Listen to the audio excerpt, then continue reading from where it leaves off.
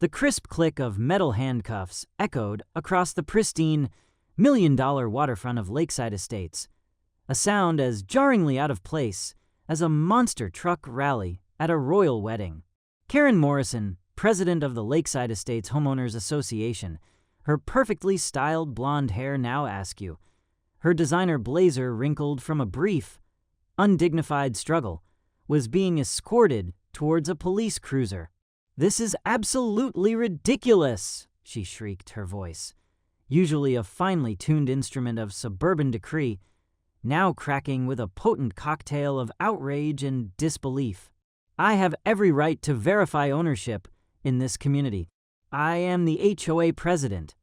Her tirade about property values and community standards bounced off the manicured lawns where neighbors, drawn by the commotion, had gathered to witness the spectacular unraveling of their queen. Behind them, on my own front porch, I watched, a quiet satisfaction blooming amidst the lingering adrenaline. This woman, who had systematically transformed my dream of peaceful lakefront, living into a Kafkaesque nightmare of bureaucratic harassment, was finally facing the consequences of her actions. Just 3 weeks prior, I had pulled my moving truck up to the impressive waterfront mansion, a 2-story colonial with wraparound porches and a private dock nestled in the heart of Lakeside Estates. I knew the community was renowned for its strict HOA and sky-high property values. I'd done my research, and I could afford both the fees and the regulations that came with this slice of paradise. As I began unloading boxes, a woman in her early 50s, impeccably dressed in a navy blazer and pearls, her blonde hair a helmet of sculpted perfection, approached with a clipboard and an expression that screamed, "I am in charge." She introduced herself as Karen Morrison, HOA president, and immediately launched into an interrogation disguised as a welcome. "I wasn't aware this property was on the market," she'd stated, her tone thick with suspicion, her eyes raking over my modest work clothes and older pickup truck with unconcealed disdain. The previous owners, the Hendersons, were very established members of our community for over 20 years. They never mentioned selling to anyone. Her emphasis implied that surely such a monumental decision would have required her personal imprimatur. I politely explained the private sale. The elderly Hendersons had downsized to be closer to their grandchildren in Florida. Karen's eyebrows arched skeptically as she scribbled furiously on her clipboard, clearly cataloging every detail for future ammunition. This initial encounter was merely the overture to a symphony of escalating harassment. Over the following days, Karen's visits became more frequent, her questions more intrusive. She'd appear at my door, armed with her clipboard and an arsenal of obscure HOA bylaws, demanding documents that went far beyond any reasonable purview. "I need to see your mortgage approval letter," she announced during one particularly invasive visit, her voice dripping with skepticism as she tapped her manicured nails against her clipboard. "And I'll need copies of your tax returns to verify your income matches the property value. We've had issues with fraudulent purchases in gated communities across the state." When I politely but firmly declined to provide such deeply personal financial information beyond what was legally required for the property transaction, her demeanor shifted from thinly veiled suspicion to open hostility. She began a whispering campaign, telling other neighbors I didn't fit the community profile, insidiously questioning whether someone like me could legitimately afford such an expensive home. The situation grew more surreal when Karen started bringing other HOA board members, Margaret Chun, the treasurer, and Robert Kim, the secretary, on her inspections. They trailed in her wake, looking profoundly embarrassed as Karen treated my property like a crime scene. "We just want to make sure everything is legitimate," Karen would explain loudly, for my benefit and theirs. "You can never be too careful these days with all the mortgage fraud and identity theft happening." Margaret and Robert would exchange uncomfortable glances, clearly recognizing Karen's overreach, but seemingly unwilling or unable to challenge her directly. The harassment escalated. Certified letters, penned on official HOA letterhead and dripping with threatening legal jargon, began arriving, demanding further proof of ownership and citing neighbors' concerns about my presence.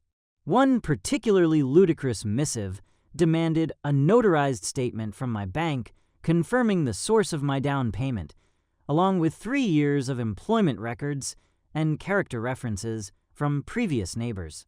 I dutifully provided copies of my deed, title insurance, and property tax records to the HOA office, hoping to satisfy her bizarre obsession. It was futile. Karen's surveillance intensified. She would drive slowly past my house multiple times a day, sometimes stopping to brazenly take photos of my property and vehicles with a professional-looking camera. I even caught her meticulously measuring my lawn ornaments with a tape measure, muttering about potential violations of the community's stringent aesthetic guidelines. During one particularly galling encounter at the community mailbox, she outright accused me of squatting. "I've been in this community for 15 years, she declared, adjusting her designer sunglasses with dramatic flair, her voice carrying that insufferable, condescending tone that suggested she was the neighborhood's unofficial sheriff, single-handedly protecting property values from invading undesirables. I know when something doesn't add up. Real homeowners don't act defensive when asked simple questions about their legitimate ownership. The breaking point, the moment my patience finally snapped, arrived on a sun-drenched Tuesday afternoon. I returned from work to find Karen Morrison in my backyard, peering intently through the windows of my home office. She was holding her phone, apparently recording everything she saw. "Excuse me," I called out, my voice tight, with controlled fury as I strode towards her. "You are on private property, without permission." Karen turned, not with an apology or even a hint of embarrassment, but with an expression of pure, unadulterated righteous indignation. "I'm conducting an HOA inspection," she declared, as if those words magically granted her carte blanche to invade my personal space. "I have authority to verify that this property is being maintained according to community standards." When I pointed out, again, that she possessed no legal right to enter my property without notice or consent, she became even more belligerent, her voice rising. "I'm not leaving until you prove to me that you actually own this house," she stated firmly, crossing her arms in a posture of immovable defiance. I had reached my limit. The constant scrutiny, the baseless accusations, the blatant disregard for my privacy and property rights. It had to stop. While she continued to film herself, muttering about her HOA rights and community oversight, I calmly pulled out my phone, dialed 911, and clearly explained the situation to the dispatcher, an individual trespassing on my property, refusing to leave, and claiming false authority. The police arrived within 15 minutes. I met Officer Martinez and Officer Chun at my front door, while Karen remained defiantly in my backyard, still recording, perhaps imagining this would be her ultimate gotcha moment. Officer Martinez, a patient man in his 30s with an air of seen-it-all competence, listened to both sides of the story. I provided my deed and property tax records, documents that unequivocally established my ownership. When Officer Martinez approached Karen to explain, politely but firmly, that she needed to leave my property immediately, she launched into a lengthy, self-important diatribe about her authority as HOA president, her sacred duty to protect the community from suspicious residents, and her unwavering commitment to upholding standards. Officer Martinez remained a pillar of professional calm, reiterating that HOA authority does not supersede fundamental property law and that she was, at that very moment, trespassing.